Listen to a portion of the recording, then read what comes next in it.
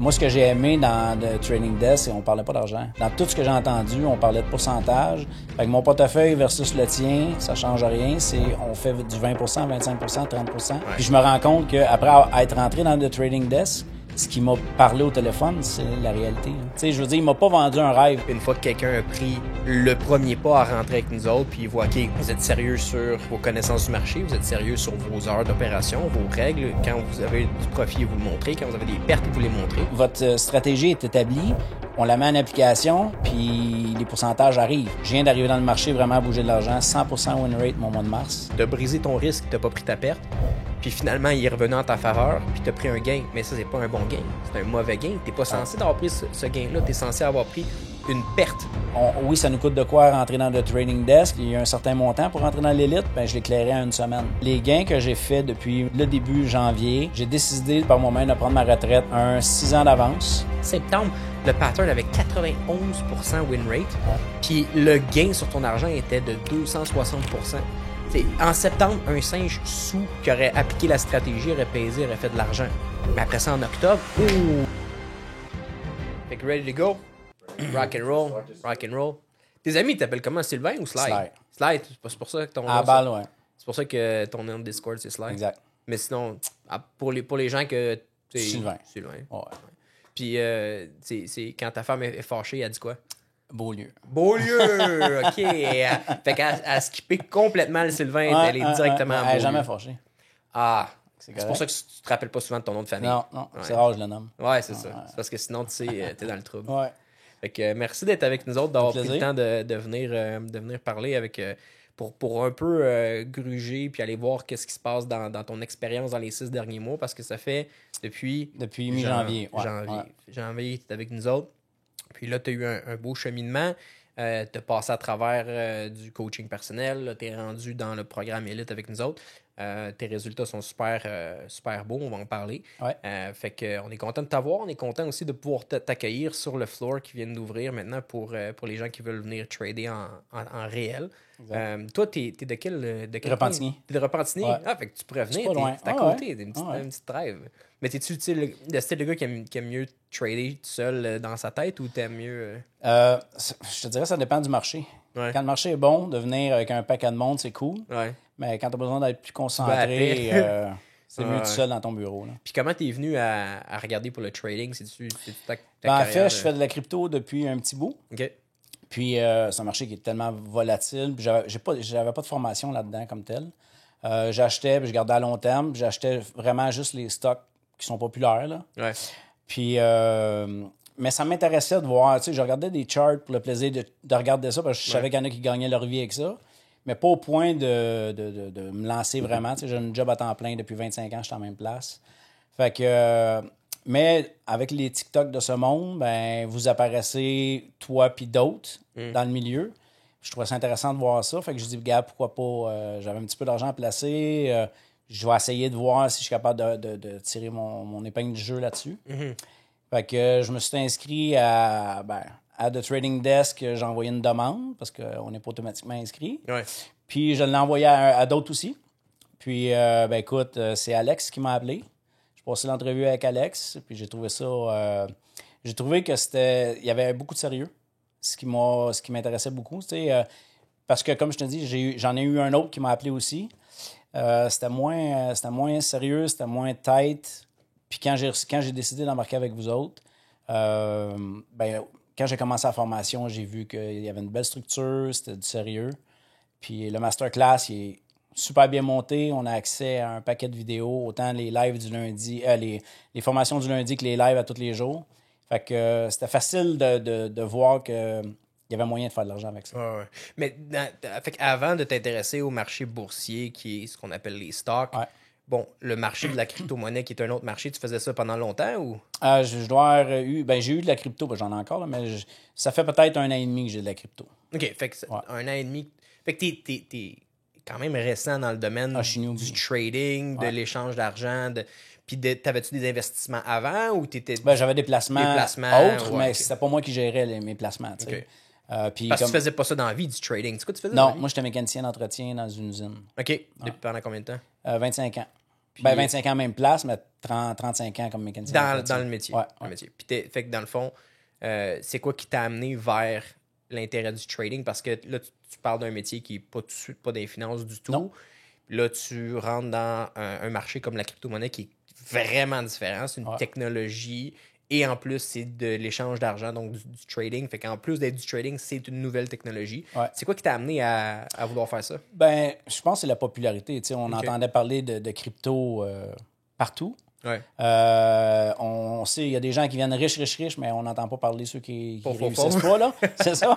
Fait que tu dis, ben, regarde, je suis pas plus niaiseux que les autres, je vais en mettre un petit peu. Mais t'en mets un petit peu dans quoi, tu sais? Ouais, c'est ça. Fait qu'à un moment donné, tu dis, ben, regarde, je veux m'informer, je veux voir ce que c'est, puis des stratégies, mais YouTube, ça en dit, mais il y a tellement de monde sur YouTube qui disent un peu n'importe quoi, tu peux pas t'y fier. Ouais.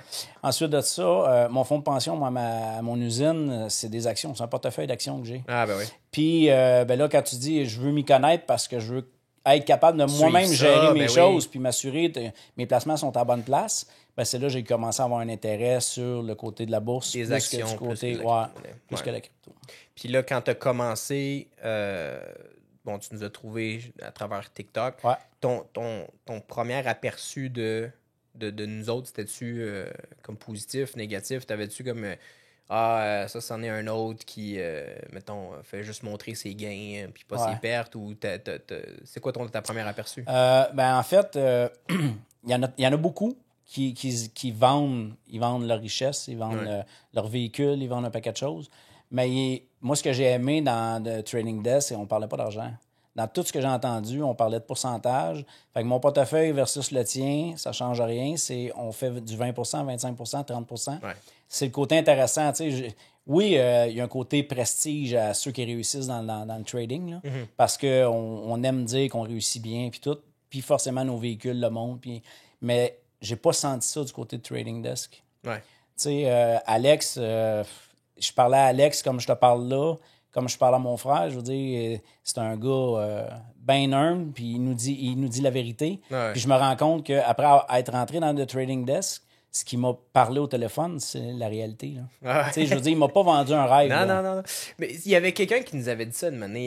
Il y avait quelqu'un qui avait travaillé en marketing qui nous avait dit ça une année. Il avait dit, après avoir pris le programme, d'avoir vécu sur le live des expériences de trading avec vous autres, de vous avoir vu décortiquer le marché, d'avoir passé à travers ça, votre marketing ne porte pas justice et n'est pas au niveau de votre produit qui est le live trading, puis l'accompagnement, puis les résultats. Mais ça, c'est quand même difficile de se dissocier de la majorité des gens qui essaient de faire comme nous autres, mais il n'y a personne qui est capable de nous accoter dans qu'est-ce qu'on fait. Fait que c'est pour ça qu'une fois que quelqu'un a pris le premier pas à rentrer avec nous autres, puis il voit, OK, vous êtes sérieux sur vos connaissances du marché, vous êtes sérieux sur vos heures d'opération, vos règles. Quand vous avez du profit, vous le montrez. Quand vous avez des pertes, vous les montrez. Tu sais, beaucoup de monde, ils ne montrent pas les pertes. Puis ça, malheureusement, il y a des bonnes pertes. Ouais. Tu apprends à prendre des bons gains, tu apprends à prendre des mauvais gains, parce que tu peux prendre un mauvais gain. Tu sais, c'est quoi un mauvais gain? C'est de briser ton risque, tu n'as pas pris ta perte.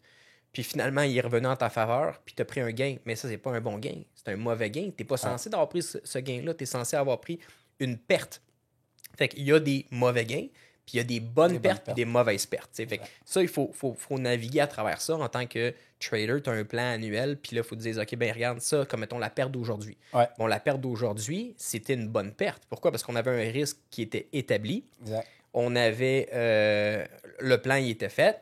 Le trade a passé le risque. La perte a été prise de moins 13%. Mais après ça, il a monté combien? 50% de plus? 60%, je pense, 60% de plus. Puis oui, par après, plus tard, il est revenu, puis on aurait peut-être pu prendre un gain. Mais tu peux pas, dans aucun monde, justifier tenir une position 60-70% dans le négatif. Puis, tu sais, ça aurait été un mauvais gain là, dans cette optique-là. Qu'est-ce que tu as remarqué ou qu'est-ce que tu vois, mettons, du Sylvain qui a commencé en janvier à aujourd'hui? Si on regarde ton cheminement des 6 derniers mois, qu'est-ce que tu trouves que tu as fait de peut-être au début, tu dis, aïe, j'en reviens pas que je faisais ça. Puis aujourd'hui, pour toi, c'est évident de ne pas faire ça ou de faire quelque chose. T'sais, quelle partie de toi a beaucoup changé selon toi? moi, je pense que d'apprendre à prendre le bon sizing, là, j'ai trouvé, pour moi, c'était la chose la plus difficile. Dans le sens que, tu sais, le marché, il évolue, les prix montent, les prix bougent. Puis de savoir mettre ton sizing au moment où tu vas le mettre, parce que des fois, tu as la frénésie t'es là, tu es devant ton ordinateur, ça bouge rapidement. Puis tu avais établi ton sizing au début, mais le prix a changé. Ouais. Puis quand tu prends tes positions, ben tu te rends compte que tu as, sans dire doubler ton sizing, tu en as mis une fois et demie. Ouais. Si le marché est en ta faveur, c'est payant, Ouais. good, mais s'il est en ta défaveur, c'est une bonne perte. Ouais. C'est vrai que le monde, souvent, il pense pas à ça. Ou, tu sais, mettons, ils voient un stock à 3$, puis ils veulent le prendre pour 3000$, ben c'est 1000 actions, mais il n'est pas à 3$, il est peut-être à 3,22$. Exact. C'est pas 3000, c'est 3200. Fait que, tu sais, c'est effectivement de calculer bien l'argent que tu rentres dans le trade, c'est super important. Fait que passe-nous un peu à travers ton cheminement de quand tu as commencé, tu sais, un peu tes premiers mois, premières semaines, ensuite aller à quand est-ce que tu as voulu prendre un programme un peu plus personnalisé avec nous autres à aujourd'hui. Explique-nous un petit peu ton cheminement. Là. Ben écoute, je suis rentré mi-janvier. Le temps de faire le masterclass, je suis quelqu'un qui prend beaucoup de notes. Fait que forcément, il y a des vidéos que j'ai écoutées 2 fois pour être sûr d'avoir une bonne structure, parce que quand tu faisais des schémas sur tes vidéos, ben, je les reproduisais dans mon cahier de notes parce que je voulais m'assurer de pouvoir, si j'ai à faire une référence, ben, je suis capable de voir exactement ce qu'il en était. Fait que ça a pris, je te dirais, un bon mois avant de dire, ben, oui, j'assistais au live le matin, mais avant de dire je prends une position, ça a pris un bon mois. Ouais. Fait que mi-février, j'ai commencé à bouger un petit peu d'argent juste pour voir où est-ce que je me situais dans le marché. T'sais, j'ai-tu compris? Y a des choses que j'ai pas compris? Si j'ai une perte, j'ai une petite perte. Si j'ai un gain, j'ai un petit gain. Mais c'est sûr que l'appât du gain, à un moment donné, fait qu'on veut en prendre plus. On est arrivé au mois de mars. Au mois de mars, je viens d'arriver dans le marché, vraiment à bouger de l'argent. 100% win rate, mon mois de mars. 100%. 100% win rate. Mais avec des petits profits. Ouais. Puis pourquoi c'était des petits profits? C'est pas parce que je mettais pas un bon sizing, c'est que j'étais excité. À 10%, je prenais profit. Ah, ben oui. Tu comprends? Ouais. Fait que mon ratio, si j'avais eu des pertes, il aurait pas été bon. Là. Ben oui. Sauf que l'excitation de « Hey, c'est facile de faire de l'argent. Tu sais, votre stratégie est établie. On la met en application, puis les pourcentages arrivent. Ouais. Mais on était dans un mois exceptionnel, parce que moi, depuis le début, c'est le mois de mars qui a été le plus beau de toute la gang. Même plus que septembre, combien de Plus que passé? septembre. Ah, ouais. OK. Ouais. Puis, j'avais tellement entendu parler que le mois d'août, l'année passée, avait été difficile. Ouais. Moi, le mois d'août, je dois avoir 80% win rate là, cette année. Ouais. Mais j'étais un petit peu plus secure dans mes trades. J'attendais un petit peu plus pour être sûr d'être mieux positionné. Fait que, c'est ça, on va revenir, mettons, au mois de mars. C'était un super bon mois. Puis là, dans ma tête, j'avais compris, là, moi, le marché, là... Done deal. Regarde, c'est facile. You got it. Ouais. Slice got it. Fait que là, j'ai commencé à m'éparpiller. OK. Là, je regardais des double top que je savais plus ou moins comment les prendre. Mais le marché, je l'avais battu, fait que je savais comment le prendre. Évidemment. Fait que j'ai pris des pertes inutiles. Parce que j'allais sur des trades que, avec l'expérience que j'avais, j'aurais pas dû embarquer. Puis mes sorties, c'était très pénible. Même encore aujourd'hui, il faut que je travaille sur mes sorties. C'est prendre une bonne sortie, autant d'un gain que d'un perte. C'est un côté que j'ai à travailler encore, mais ce qui fait que j'ai eu des pertes consécutives mois de juin. Fait qu'à un moment donné, j'ai dit là, Sylvain, ça allait bien. Puis, il faut dire une chose, je suis rentré en janvier, puis au mois de avril-mai, j'ai reçu un appel parce que ça, j'avais aimé ça, parce que vous faites un suivi. Tu sais, ça faisait comme 4 mois, j'étais rentré dans le training desk. J'ai reçu un appel d'Alex. Sylvain, comment ça va? C'était pas Alex, c'était McPhee. Comment ça va? Puis ton trading, il est où? Fait qu'à partir de là, je dis à McPhee, mon trading a super bien été, mais là, je suis dans un no man's land, là, ça va pas bien. Là. Puis je sais que le problème, il est sur la chaise. C'est pas le marché. Là. Fait que c'est là qu'il m'a parlé d'avoir un coaching one-on-one, tu sais. Fait que j'avais un intérêt à dire... Parce que j'ai un intérêt, je voulais prendre ma retraite plus tôt. OK. Puis il me restait 6 ans avant de prendre ma retraite. Puis McPhee, après avoir parlé avec toi, je pense, vous en êtes convenu que je pouvais avoir un suivi avec lui. Fait que j'ai embarqué dans le programme de suivi. C'est un programme de 3 mois, je pense. Puis écoute, il a changé complètement mon approche. Puis l'avantage, c'est qu'avant même l'ouverture du marché, j'y envoyais ce que je pensais faire, les stocks que j'avais analysés. Puis c'est le fun d'avoir un feedback qui dit ton analyse est bonne, mais fais attention à ça, fais attention ouais. à ça. Tu as des red flags, tu sais. Fait que ce qui faisait que, normalement, si McPhee n'avait pas été là, j'aurais pris soit un full size ou soit j'aurais pris carrément le trade quand je n'arrivais pas à le prendre parce qu'il y avait des red flags que je n'avais pas vus. Tu sais, le marché, je ne le connaissais pas encore beaucoup. Puis encore aujourd'hui, je ne le connais pas énormément. Là. Mais ce qui fait que McPhee m'a remis sa... Il m'a remis ça à la carte. T'as redressé. Ouais, il m'a redressé, mais comme il faut. Mais souvent, c'est ce que le monde, quand ils font des bons mois trop vite, puis c'est un peu, je les vois venir, là, puis là, on va voir la batch parce que septembre a été exceptionnel. Puis quand on a des nouveaux qui commencent à trader dans un mois, que c'est super facile, j'ai peur pour leur succès plus tard parce qu'ils sont pas capables de handle quand le marché change comme octobre. Ouais. Puis ils s'attendent à ce que ça soit tout le temps facile de même. Puis ça, c'est tout le temps le moment critique. Il faut qu'on se répète sur les lives de dire, regardez, faites attention, le marché a changé. Mars était spécial, septembre était spécial. Parce que le trading, c'est pas comme ça que ça se passe, le trading. Le trading, là, ça marche que tu appliques une stratégie, tu gagnes. Après ça, le marché, il change, tu vas faire gain, perte, mais tu continues. Puis tu peux stagner 1 semaine, 2 semaines, 3 semaines là-dessus. Ou est-ce que tu n'avances pas, mais tu recules pas, mais tu n'avances pas. Mettons que tu ne fais pas d'erreur, puis tu suis tout le temps ta stratégie. Suite à ça, tu tombes dans un marché où est-ce que c'est en ta faveur. Là, ça monte. Là, tu retombes dans un palier où est-ce que gain, perte. Puis si tu fais pas d'erreur, tu vas pas ailleurs, tu devrais être capable de juste passer à travers ce marché-là, bon marché.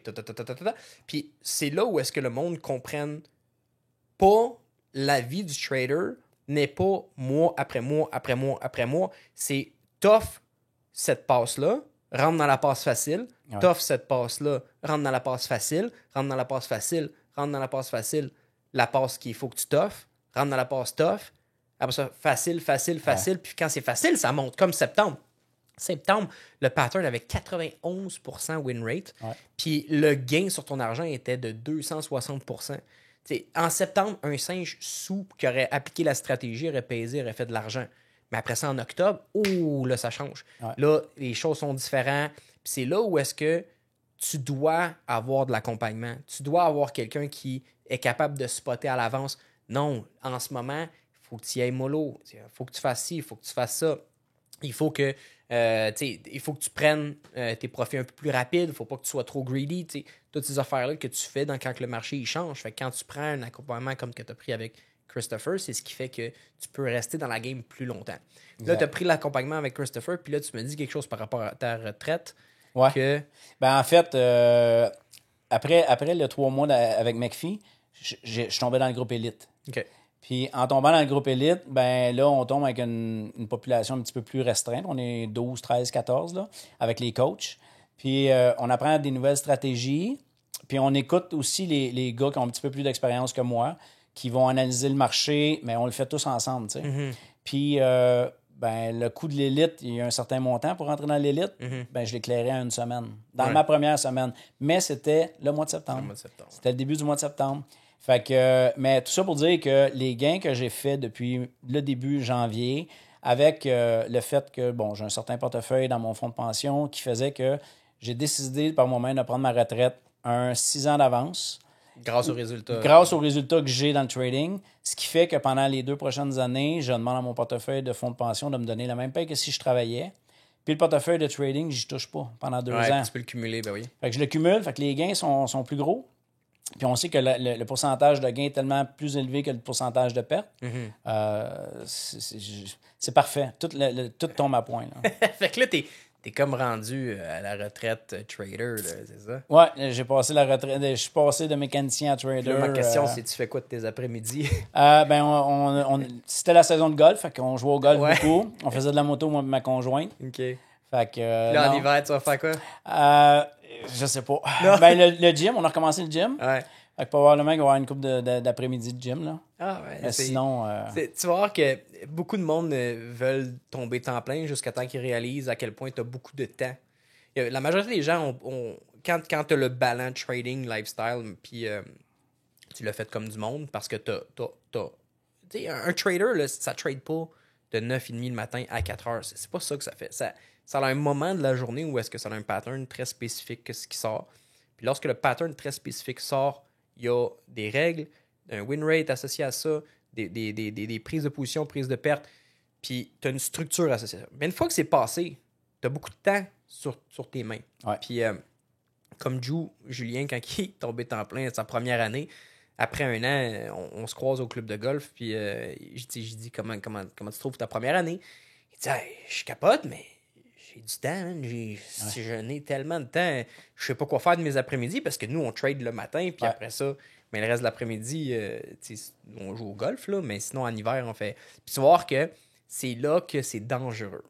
Parce que beaucoup de personnes mélangent être temps plein trader avec je dois donner mon temps plein au trading.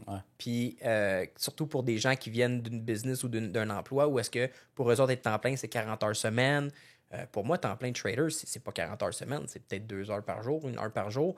Puis des fois, c'est moins, des fois, c'est plus, mais t'as pas d'heure fixe. Fait que des fois, une semaine, tu peux faire 5 heures de travail, faire plus dans ton 5 heures de travail que quelqu'un peut faire en une année de travail. T'sais. Mais c'est ça, être trader. Comme des fois, tu peux être devant l'écran de 3 heures, 4 heures pour que finalement, tu prends une perte et ça ne fonctionne pas. C'est un autre mode de vie, style de vie. Toi, comment tu trouves que tu t'adaptes jusqu'à présent? Tu trouves-tu? Ben, écoute, j'aime l'horaire, on s'entend. Là, je veux dire, le matin, je me lève, je suis un lève-tôt, fait que je me lève, je prends mon café, j'analyse le marché. Ça se fait assez rapidement. Au début, c'est plus long, mais maintenant, analyser un stock, c'est quand même pas très long. Là. Ouais. Puis après ça, ben bon, l'ouverture du marché. Fait que, autour de 11 heures, généralement, c'est pas mal fini. Autre que si on veut appliquer d'autres stratégies. Ouais. Puis là, les autres stratégies, ben je suis en apprentissage dans tout ça. Je veux dire, oui, j'ai pris des positions, mais est-ce que je vais toujours prendre des positions en après-midi? Je pense pas. Dépendamment du marché. C'est ça, je pense pas. Parce que là, le GUS présentement est un petit peu plus faible. Là, on en voit moins. Là. Fait que forcément, si tu veux être profitable puis en profiter du marché, ben on va sur d'autres stratégies. Ouais. Mais sinon, j'aimerais ça qu'à midi, ça soit pas mal fait. Exact. Oh, oui, mais il faut beaucoup de gens ils réalisent pas, mais ta vie devrait pas se passer au travail. Ta vie devrait se passer en train de vivre, faire des choses que tu veux faire. Ouais. Puis ton travail devrait être, si tu es chanceux, une passion que tu sens pas que tu travailles. Comme moi, quand je trade, je sens pas que je travaille. Je sens que je m'en viens comme jouer à un jeu d'échecs ou jouer à un jeu que ça stimule ton intellectuel puis tu es capable de pouvoir faire une stratégie sur laquelle tu sors gagnant. Fait que c'est un plaisir pour moi de venir trader. Ouais. Et ça devrait être ça. Que tu sois un pompier ou que tu sois dans la mécanique, tu dois aimer faire ça pour être capable de faire ça pendant longtemps. Puis si tu fais ça pendant longtemps, tu deviens un expert. Puis si tu deviens un expert, tu fais beaucoup de sous. Dans certains domaines, bien sûr. Il y a certains domaines que tu capes. Puis c'est pas mal ça là, que tu peux faire. Rendu au maximum, t'es là. T'es pas mal rendu là. Ouais. Fait qu'amène-nous un petit peu dans ce que tu... quand tu as vécu les 6 derniers mois, des mauvais coups que peut-être que tu as fait, que tu n'étais pas fier de toi. Puis après ça, je veux que tu nous amènes dans des bons coups que tu as réalisés puis qui a fait une grosse différence dans ton trading. Ben, on va commencer par les mauvais coups. Ben, le mauvais coup, en fait. OK. Tu sais, on vous entend souvent dire, les gars, le pre-market, c'est touché. Le pre-market, allez pas jouer là. On n'a pas nécessairement de stratégie établie là-dessus. C'est un marché qui est difficile parce qu'il faut placer des commandes. Puis c'est pas la même chose. On ne trade pas de la même façon que quand le marché est ouvert. Puis, j'ai remarqué à un moment donné qu'il y avait beaucoup de double top qui arrivaient. Je me suis monté des stats. Puis, écoute, le win rate était incroyable sans que je les prenne là, sur papier. Sur papier, tout était beau. Là. Puis, je m'en vais avec des chums, je joue au golf à Québec, 4 jours, j'emmène mon laptop. J'étais prête le matin, je me lève tôt, fait que je regarde le marché, puis là, ben il y a une opportunité, puis je me dis, bon, c'est aujourd'hui que j'essaye le pre-market, tu sais. Puis, il y a toujours la question, quand on fait du off-pattern, de ne pas y aller avec le full sizing. J'ai été full size. Ah ben oui, évidemment. Ben oui, c'était trop beau, là. C'était trop beau, tu sais. Francis, ce qu'il dit, c'est pas tout le temps vrai. Là. Non, Frank, il est là à râler. C'est inutile ce qu'il dit. Ouais. Mais, tu sais, vous nous le dites suffisamment. Mais comme n'importe quel enfant, il faut qu'on fasse l'inverse. Faut se brûler pour le savoir. Faut que tu y touches. Fait que je suis rentré en position. Ça allait bien, mais j'avais fait des devoirs. J'avais écrit à Trade Zero. Ouais. Parce que vous disiez, ben il n'y a aucun moyen de fermer des positions, de placer des commandes pour fermer des positions en pre-market. Fait que j'ai écrit à Trade Zero, j'ai dit, y a-tu moyen? Puis oui, fais ça. OK. Mais c'est pas ce que j'avais entendu. non, ça fonctionne. Puis j'ai dit, mon risque, si j'établis, mettons, mon risque sur TradeZero à un certain montant, est-ce que, oui, tout est fonctionnel? J'ai pris un screenshot du mémo que j'avais avec TradeZero, mais j'ai fait le trade quelques jours plus tard. OK. Puis là, moi, je place ma commande. C'est-à-dire, je fais mon entrée en pre-market, puis je m'envoie à la salle de bain, je reviens, je suis moins 53%.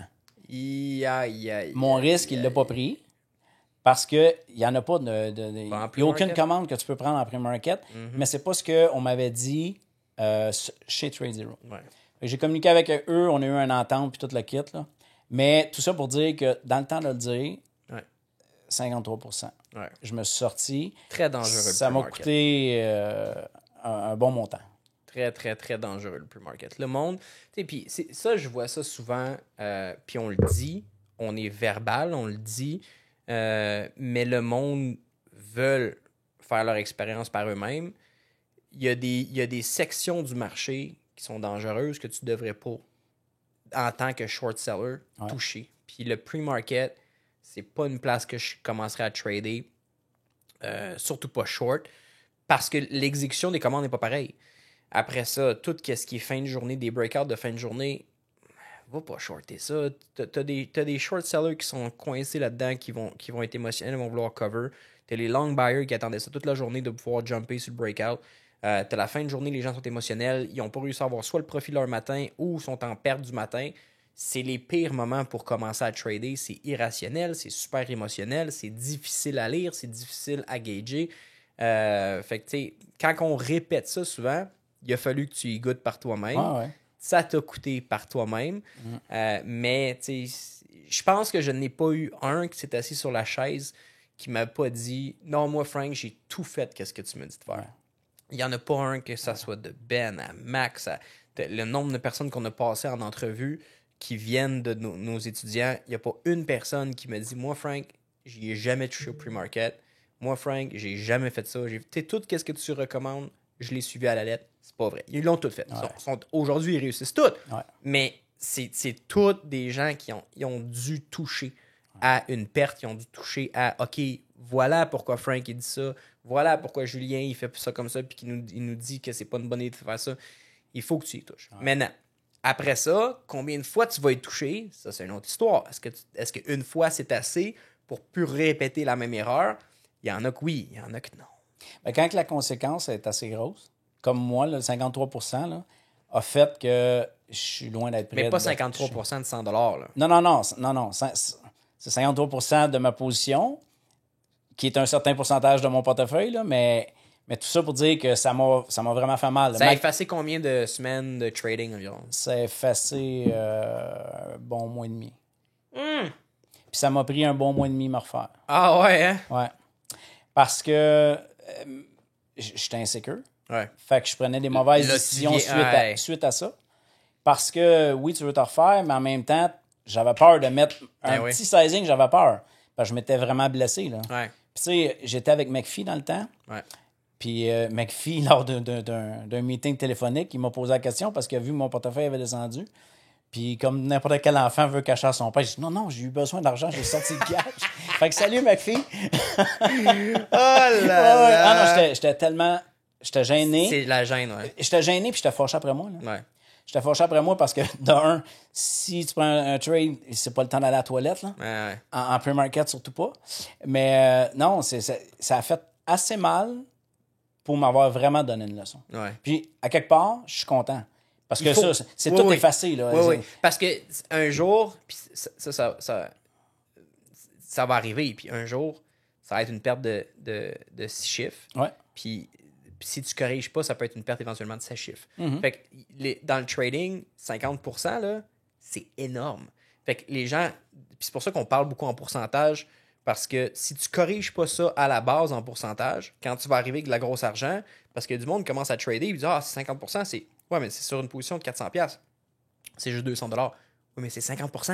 Ouais. Tu vas faire quoi quand tu vas avoir 400 000? Tu vas dire « Ah, c'est juste 200 000? » Ouais. Tu vas jamais dire ça. Fait que si tu n'apprends pas à la base en pourcentage comment penser puis comment structurer tes trades, oublie ça plus tard en argent, c'est pas ça marchera pas. Fait que, je suis content que ça t'a fait mal. Ouais. Je suis content que émotionnellement ça t'a marqué. Puis ce que j'aime, c'est que tu es revenu de ça. Parce qu'il y a du monde, ils ne reviennent pas. Ouais. Moi, je n'ai vu des gens disparaître, puis ça leur a fait assez mal pour faire comme oh non. Puis ils sont plus capables de placer de trade. Par après, ils sont complètement barrés, complètement fermés. Puis malheureusement, c'est la fin de leur carrière avec ça. Là. Fait que c'est pour ça qu'il faut y aller tranquillement. Est-ce que tu penses que dans ton chemin, tu es allé vite en termes de sizing? Parce que j'ai compris un peu avec le size que tu joues. Là. Est-ce que tu sens que tu as eu assez de temps avec des petites positions ou tu es allé tout de suite vers des positions de 5 chiffres et plus? Là? Je te dirais que j'ai été suffisamment longtemps avec des montants de 4 chiffres, dans le sens que je me suis fait la main. La compréhension de la stratégie, je l'ai. Je la maîtrise à 100%, je pense pas. Mais je suis capable de vivre avec ça. Dernièrement, je suis passé dans un nouveau sizing. Je suis très à l'aise avec ce size-là. Parce que la stratégie est la même. Ouais. Le chiffre n'est pas le même, mais la stratégie est la même. Pareil, fait qu'un 20% de 4 chiffres ou un 20% de 5 chiffres, c'est 20%. Exact. Tu sais, il fut un temps où il fallait que je cache mon portfolio. Ouais. Parce que je ne voulais pas voir de montant. Tu sais, je suis rendu à tant de profit ou tant de pertes. Je ne voulais pas le voir. Parce que j'ai appris avec vous autres, on y va en pourcentage. Fait que le pourcentage, c'est la vérité. Là. Après ça, si tu n'es pas prêt à vivre avec le chiffre qui est là, ça veut dire que ton sizing est trop gros. Ouais. Fait qu'il y a un bout de temps, je le cachais. Pour être sûr de ne pas être émotionnel puis peser sur un profit ou une perte parce que je voyais un chiffre. Ouais, c'est ça. Là, c'est OK, on y va à tant de pertes au niveau du pourcentage, tant de gains au niveau du pourcentage. Ouais. J'y vais avec ça. C'est important d'y aller du côté pourcentage et non monétaire parce qu'on a tout un chiffre que quand, puis surtout à la rapidité, des fois le trading se passe, que quand ça arrive à l'intérieur de 3 secondes, disons, mettons 5 000, 10 000, c'est un gros chiffre. Ouais. Tu fais comme aïe, une chandelle, je suis up 10 000 $, mais c'est peut-être 10 %. Ouais. Mais 10 % sur des trades, pour ceux qui suivent nos réseaux, 10 %, c'est le début du trade. Là, ouais. On prend profit, il est rendu 20, 25, 30 %. C'est assez fréquent qu'on claire ça. Fait que quand tu arrives à du 10 %, mais là, tu as fait 10 000 en une chandelle, beaucoup de personnes, 10 000 à l'intérieur de 3, 4, des fois 5 minutes, c'est beaucoup. T'sais. Fait qu'ils vont être portés à le prendre. Mais si tu regardes en termes de pourcentage, c'est juste 10 %. Là, tu viens de cracher sur 20 000 parce que toi, tu voulais un quick 10 000. Tu sais? Exact. Parce que le trade, plus tard, t'aurait donné un 20 parce que c'est un 20 %.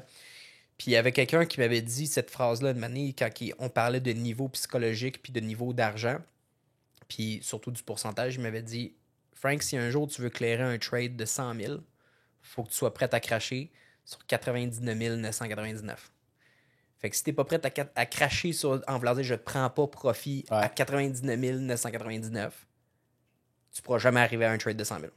Voulant dire que... Tu vas le prendre trop vite. Tu vas le prendre trop vite. Ouais. Tu n'arriveras jamais à un trade de 100 000. Fait que ça t'amène dans l'aspect où est-ce que des fois, tu vas être 9 999, mais tu n'arriveras jamais à faire 10 000 si tu prends tout le temps profit là. Mais il faut que tu sois prêt à dire non à 9 999 pour faire un 10 000. Exact. Ouais. Mais ça va aussi avec le pourcentage. L'expérience de dire, regarde, ça, c'est un trade qui vaut 20-25 % de profit. À 13 % je ne vais pas prendre profit. Non. C'est juste la façon ça, dont c'est structuré. Puis je me rends compte aussi, ça dépend du marché. Ouais. Des fois, le marché est tellement difficile que peut-être qu'une prise de profit plus tôt ouais. va être la bonne chose à faire, mais que généralement... Mais c'est pas la norme. Non, c'est pas la norme. T'es en mode défense au lieu d'être en mode offensive. Puis... si tu commences comme aujourd'hui, là, j'ai un exemple, ma première prise de position a commencé, puis j'étais à, je pense, 16 ou 17 % de profit. Mais c'est un potentiel de 20-25 %. Donc, je prends rien. 16 % de profit. Remonte, je mets mon ad, je redescends. 8-9 % de profit. Mais c'est un trade de 20-25 %. Je touche à rien. Finalement, il est allé me stop out. Exact. Dans plusieurs scénarios, quelqu'un a dit hey, tu as fait 16 % de profit en 4 minutes. Prends-le. Non, ça a un potentiel de 20-25. Puis si je commence à prendre profit à 16, ben après ça, je change la structure, puis ça débalance tout. T'sais. Fait qu'il faut être capable d'être sévère, structuré sur comment tu trades, pour après ça avoir annuellement une structure gagnante. Ouais. Puis dans certains cas, effectivement, comme en ce moment le mois d'octobre, oui, d'enlever tes profits un peu plus loin, les sécuriser un peu plus, ça fait du sens. Mais il ne faut pas t'oublier, tu n'es pas en norme. Parce que la norme de qu'est-ce qu'on trade va chercher un minimum de 20 %. Quand tu prends profit trop de bonheur, tu coupes le potentiel. Exact. Que, puis pour parler des bonnes choses, des bons coups, je te dirais, mon journal de trading, je trouve ça super efficace. Parce que, oui, vous en parlez, puis des fois, on a tendance, je pense en tout cas, là, pour la plupart, à partir d'un journal de trading après quelques semaines ou quelques mois dans le marché. Là. Mais en fait, c'est vraiment c'est un miroir de ce que tu fais dans ta journée. Ouais.